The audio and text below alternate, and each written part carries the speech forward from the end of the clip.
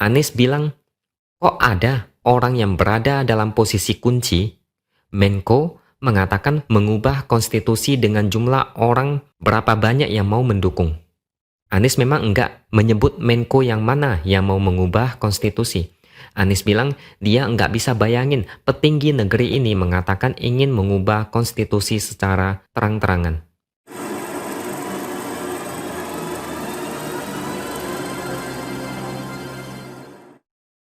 Halo, bertemu lagi dengan saya X Hardy di Opini Seward. Baru-baru ini dalam acara silaturahmi dan dialog kebangsaan tokoh KAHMI, KAHMI, pokoknya gitu deh ejaannya. Anies bilang ada satu menteri, ya secara spesifik Menteri Koordinator atau Menko yang mau mengubah konstitusi Indonesia. Oke, kita perjelas dulu. Ada 4 Menko saat ini. Menko Polhukam Mahfud MD, Menko Perekonomian Erlangga Hartarto, Menko PMK Muhadjir Effendi, dan Menko Kemaritiman dan Investasi Luhut Binsar Panjaitan. Pertanyaannya, kira-kira Anies senggol yang mana? Saya memang punya gambarannya, dan saya rasa kalian juga udah tahu. Petunjuknya adalah, kalau menurut pengamatan saya, kemungkinan karena Menko yang dimaksud sempat menyenggol soal kasus kebakaran depo Pertamina Pelumpang. Dia pernah bilang pihak yang kasih izin warga untuk tinggal di sekitar depo juga bertanggung jawab. Memang enggak disebutin nama secara langsung, tapi mungkin Anies merasa tersenggol. Akhirnya senggol-senggolan. Anies senggol balik dan enggak nyebutin nama. Tapi bukan itu sih masalahnya. Yang jadi masalah adalah cara Anies bernarasi. Itu yang mengerikan. Oke, kita lanjut dulu. Anies bilang, kok ada orang yang berada dalam posisi kunci? Menko mengatakan mengubah konstitusi dengan jumlah orang berapa banyak yang mau mendukung. Anies memang enggak menyebut Menko yang mana yang mau mengubah konstitusi. Anies bilang dia enggak bisa bayangin petinggi negeri ini mengatakan ingin mengubah konstitusi secara terang-terangan. Menurut dia, kondisi ini bukan menunjukkan penurunan kualitas demokrasi, melainkan orang yang enggak punya komitmen terhadap demokrasi makin berani mengungkapkan pikirannya secara terbuka. Anies bilang, ini yang harus dilawan. Kenapa? Ini bukan melawan orang, tapi menyelamatkan semangat reformasi yang kita lakukan tahun 98. Jadi itu harus dijaga, karena kalau enggak, maka akan rusak. Jujur ya, ini bukan kayak Anies yang dulu. Anies semenjak kasus kebakaran depo Pertamina kayaknya agak berubah sedikit. Mungkin berubah banyak. Padahal yang dimaksud Anies itu kan cuma wacana. Tapi Anies seolah menganggap itu udah terjadi. Ini narasi play victim sekaligus menyerang secara frontal. Intinya Anies kelihatan tersinggung. Makanya menyenggol salah satu Menko. Biasanya Anies itu kan kalem. Mau dikritik sehebat apapun dia nggak peduli. Cuek. Anggap itu cuma angin lalu. Tapi kasus kebakaran depo Pertamina ini memang parah sih. Nama Anies langsung ambruk. Terjun bebas kayak harga saham perusahaan yang hampir bangkrut.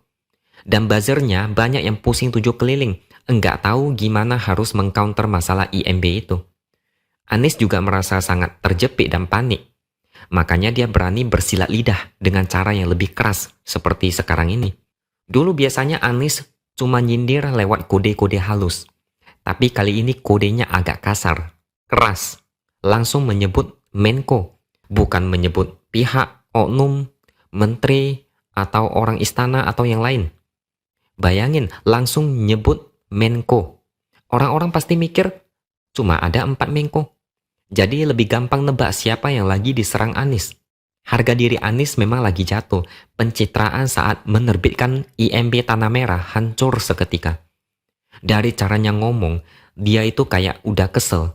Dan udah nggak bisa menahan emosi.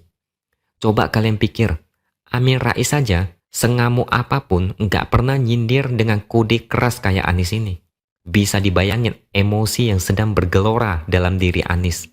Sekaligus makin membuktikan kalau Anies ini udah melakukan kesalahan yang fatal, yang mana dia merasa nama baiknya terancam.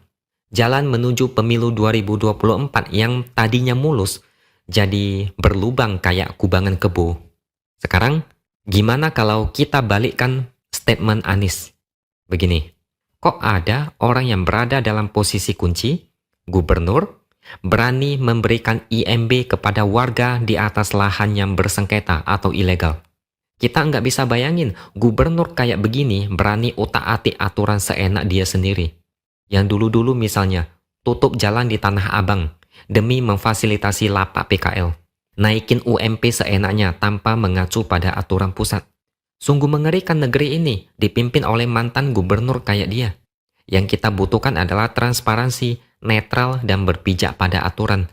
Bukan nabrak aturan demi meraih simpati warga. Bukan adu domba antara rakyat dengan pemerintah dengan cara membela rakyat yang enggak benar dan seolah menuduh bahwa pemerintah enggak benar. Anies bilang ada yang mau mengubah konstitusi, tapi faktanya belum ada bukti dan keputusan. Itu cuma wacana, sedangkan Anies udah terbitkan IMB.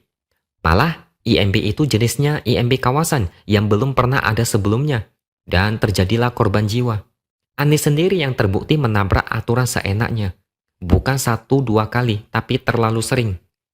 Oh ya, jangan lupa, Anies juga didukung oleh kelompok intoleran, iya kan? Apa tujuan dan impian kelompok itu?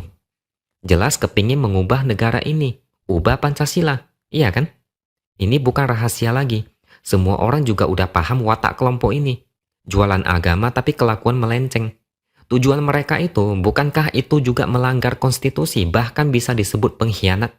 Dan Anies, sejauh yang kita tahu, nggak pernah menolak dukungan dari kelompok itu. Berarti kesimpulannya Anies itu mengerikan. Kok bisa ya ada orang yang bikin janji impossible, tapi dibilang masuk akal? Orang ini bukan cuma bohongi warga, tapi udah membodohi warga.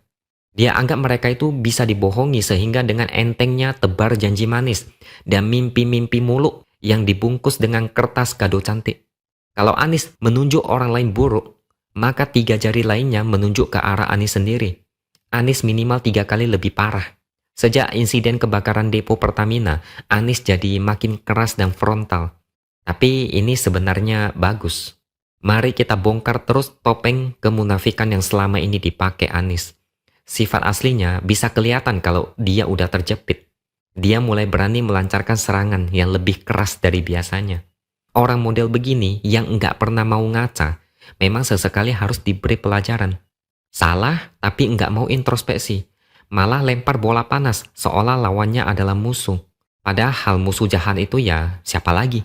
Manfaatin kebodohan warga untuk kepentingan politik sendiri. Justru orang seperti Anies yang harus dilawan. Justru pendukungnya itu yang harus dilawan. Karena sebagian ada yang intoleran dan mau mengacak-ngacak negara ini. Kelompok haus kekuasaan yang rela membuat kegaduhan tapi merasa seperti pahlawan suci tanpa dosa. Baru-baru ini Anies juga bilang dia bukan curi start kampanye. Itu cuma akselerasi, kata dia. Kok bisa ya ada orang yang jago olah kata, bukannya ngelamar jadi dosen, malah pede mau jadi presiden. Markup anggaran dibilang kelebihan bayar. Taman banjir dibilang tempat parkir air sementara. Curi start dibilang head start atau akselerasi. Ini yang harus dilawan. Kalau enggak dilawan maka akan rusak negeri ini. Kebodohan akan merajalela. Nabrak aturan bakal jadi hal yang normal. Negara ini bakal jadi negara paling jago teori dan retorika. Ekonomi lesu, nanti mungkin bakal dia bilang ekonomi bukan lesu, tapi ekonomi sedang istirahat karena capek naik terus-terusan. Ketimbang nyenggol Menko, lebih baik tanggung jawab dan gentleman temui warga Tanah Merah yang jadi korban. Masalahnya berani nggak? Biasanya sih nggak bakal berani. Dulu jadi gubernur aja sering ngumpet dan sembunyi. Oke, sekian dulu opini dari saya. Jangan lupa subscribe channel ini supaya lebih berkembang dan tuliskan komentar Anda di bawah. Kita akan berjumpa lagi di lain kesempatan.